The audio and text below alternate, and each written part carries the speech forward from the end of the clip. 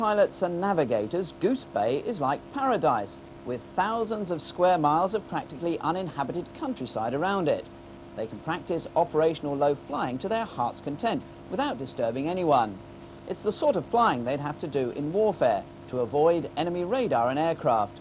But it's a difficult skill to master, and potentially a dangerous one too. You'll find that most of the caribou are all trekking north, as we were told, and there's some huge herds. So do your best to avoid those. Squadron leader Paul MacDonald is the squadron's most experienced pilot, 17 years flying jets. He knows better than most the dangers of 100-foot flying and leaves the squadron's least experienced crew in no doubt. Flight Lieutenants Mike Alton and Ian Francis have only been with the squadron a few months, and this is their first time flying at 100 feet. The height of flying is the height at which you're comfortable. If that's 170, 180 feet, that's smashing. Obviously, there are risks involved in all types of flying. The closer you get to the ground, guys have got to be more aware of the problems. That's why we have a particular detailed training program that they follow. And they actually work down to that height in a very gradual process. The environment here, as you've seen, is very, very hostile. So guys have got to dress for the worst. So in the cockpit itself, it becomes very, very warm.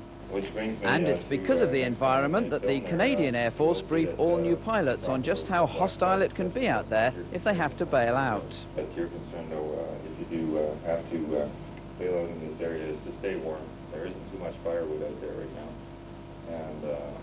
And use the gear that you have in your survival kit to stay warm. And after the theory, the practice. The crews try making fires which would attract rescuers' attention. Should be 4 inches from the ground, 4 fingers, that's a bit more. And learn about making snares, just in case help takes some time arriving. Simple enough. But as Ian and Mike prepare for their first operational low-level sortie, they hope it's expertise they won't be needing.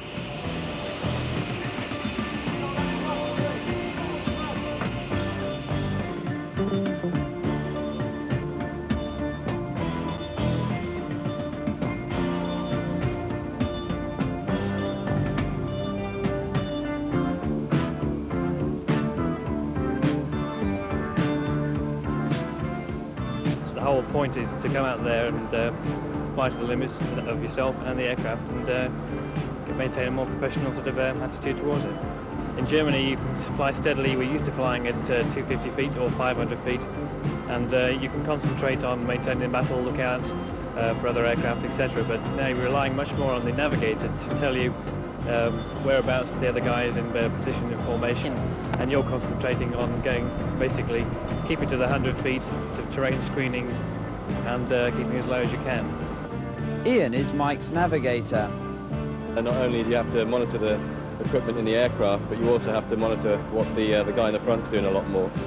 It's your life as well as his at risk, and so you take a lot more care in what he's doing. It's a bit of an eye-opener. It really makes you trust in the guy in the front.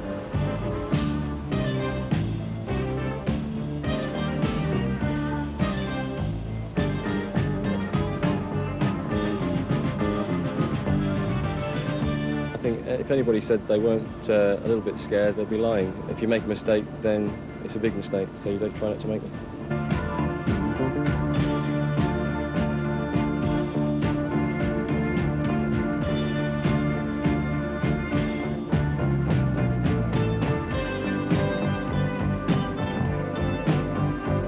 Thanks a lot to Vic Blackwood for all that marvellous air-to-air photography there.